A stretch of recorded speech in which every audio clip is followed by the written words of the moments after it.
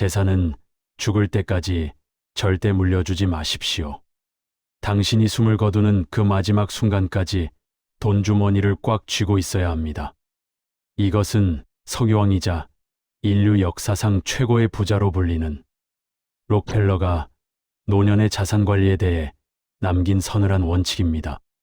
우리는 흔히 자식을 위해서라면 내 모든 것을 다 퍼주어야 한다고 생각합니다. 아들이 집 산다고 하면 내 노후 자금을 깨서 보태주고, 딸이 사업한다고 하면 살고 있는 집까지 담보로 잡혀서 도와줍니다. 그러면서 어차피 나 죽으면 다 내 건데 미리 주는 셈 치자, 혹은 자식이 잘 살아야 나도 마음이 편하지 하고 스스로를 위로합니다. 하지만 록펠러는 그런 행동을 자살 행위라고 불렀습니다. 여러분이 돈을 쥐고 있을 때는 부모 대접을 받지만 돈이 자식 주머니로 넘어가는 순간 여러분은 그저 부양해야 할 짐덩어리로 전락하기 때문입니다. 돈을 미리 주면 자식은 고마워하는 것이 아니라 더 내놓으라고 손을 벌리거나 아예 발길을 끊어버립니다. 이것이 인정하고 싶지 않지만 엄연한 자본주의의 현실입니다. 오늘은 록펠러 가문의 냉혹한 돈의 철학을 통해 여러분이 피땀 흘려 모은 재산을 끝까지 지키고 죽는 순간까지 자식들에게 존경받는 가장으로서 남는 3가지 비결을 전해드립니다. 이 영상을 끝까지 듣고 나면 섣불리 도장을 찍어주려는 손을 멈추게 될 것이며, 돈이야말로 여러분의 노후를 지켜주는 가장 강력한 무기임을 뼈저리게 깨닫게 될 것입니다. 첫째, 돈이 곧 권력입니다. 권력을 스스로 포기하지 마십시오. 록펠러는 자식들에게 용돈을 줄 때도 그냥 주는 법이 없었습니다. 마당의 잡초를 뽑거나 구두를 닦아야만 노동의 대가로 돈을 주었습니다. 심지어 자기 자식이라 할지라도 돈 앞에서는 철저한 거래 관계를 유지했습니다. 왜 그랬을까요? 돈이 곧 그 사람의 권위이자 집안을 통제하는 힘이라는 것을 알았기 때문입니다. 그런데 여러분은 어떻습니까? 나이 들었다는 이유로, 혹은 이제 관리하기 귀찮다는 이유로 너무나 쉽게 그 권력을 자식에게 넘겨버립니다. 이제 편하게 모실 테니 집 한 돈을 달라는 자식의 사탕발림에 속아 건물 명의를 미리 넘겨주고, 월세만 받아서 쓰겠다고 했다가 자식이 건물을 팔아먹고, 연락을 끊어버려서 쪽방촌으로 쫓겨난 노인들의 이야기가 뉴스에 심심치 않게 나옵니다. 이게 남의 이야기 같습니까? 아닙니다. 돈주머니를 놓는 순간 바로 여러분의 이야기가 될 수 있습니다. 돈이 있는 곳에 마음이 간다는 말은 틀렸습니다. 돈이 있는 곳에 사람이 모이는 것입니다. 여러분이 7순이 넘고 8순이 넘어서도 자식들이 명절마다 찾아오고 안부 전화를 하는 이유는 냉정하게 말해 여러분에게 아직 바라볼 언덕이 남아있기 때문일 수도 있습니다. 그게 서글프다고 생각하지 마십시오. 그게 현실입니다. 여러분의 지갑이 두둑해야 자식도 효자가 됩니다. 내 돈은 내가 죽고 나면 그때 가져가라는 원칙을 무덤까지 가져가십시오. 재산을 꽉 쥐고 있는 한 여러분은 영원한 집안의 회장님입니다. 둘째, 준비되지 않은 자식에게 큰 돈을 주는 것은 저주를 퍼붓는 것입니다. 록펠러는 돈을 버는 능력보다 돈을 지키는 능력이 더 중요하다고 가르쳤습니다. 그는 자식들이 어릴 때부터 철저하게 금전 출납부를 쓰게 했고, 1센트라도 낭비하면 엄하게 꾸짖으며 돈의 무서움을 가르쳤습니다.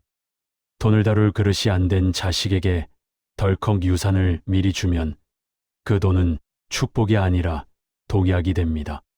평생 고생 한 번 안 해본 자식이 부모 돈으로 사업을 벌였다가 1년도 안 돼서 다 말아먹고 빚쟁이에게 쫓기는 신세가 되는 꼴을 우리는 너무나 많이 봐왔습니다. 여러분이 평생 먹고 싶은 거 못 먹고 입고 싶은 거 못 입으며 모은 그 피 같은 돈이 자식의 도박 자금으로, 유흥비로, 혹은 사기꾼의 먹잇감으로 사라지는 것을 보고 싶으십니까?